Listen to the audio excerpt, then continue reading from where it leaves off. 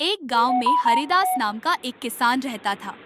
वह बेहद ईमानदार, मेहनती और सरल स्वभाव का व्यक्ति था। उसकी ईमानदारी और मेहनत के कारण गांव के सभी लोग उसका बहुत सम्मान करते थे। हरिदास के पास बहुत ज्यादा जमीन नहीं थी, लेकिन जो थोड़ी बहुत जमीन थी उसी पर वह मेहनत कर अपने परिवार का भरण पोषण करता था। हर सुबह वह सूरज उगने से पहले खेतों में पहुंच जाता और देर शाम तक काम करता। वह कभी किसी का हक नहीं छीनता, न ही किसी को धोखा देता। एक बार की बात है, हरिदास अपने खेत में हल चला रहा था, तभी उसे जमीन के अंदर कुछ कठोर वस्तु का आभास हुआ। उसने जब खुदाई की तो देखा कि वहां एक बड़ा सा घड़ा है जिसमें सोने के सिक्के भरे हुए हैं।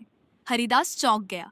कुछ समय के लिए वह सोच में पड़ गया कि इतने सारे पैसे उसके जीवन को पूरी तरह बदल सकते हैं। वह अमीर बन सकता है, अच्छे कपड़े पहन सकता है, अपने बच्चों को बड़े स्कूल में पढ़ा सकता है। लेकिन उसके दिल ने उसे रोका। उसने सोचा, यह धन मेरा नहीं है, यह जमीन मैंने किराए पर ली है।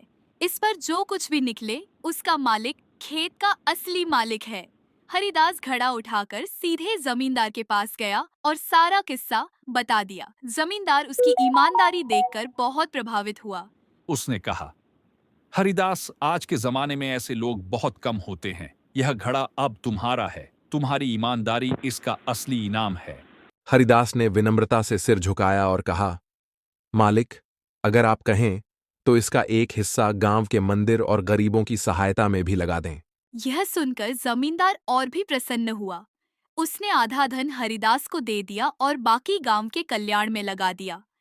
उस दिन के बाद से हरिदास की गिनती गांव के सबसे प्रतिष्ठित लोगों में होने लगी।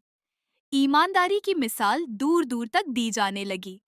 गांव के बच्चों को उसकी कहानी सुनाई जाती कि कैसे एक सच्चा और ईमानदार इंसान हमेशा दूसरों के दिलों में जगह बना लेता है।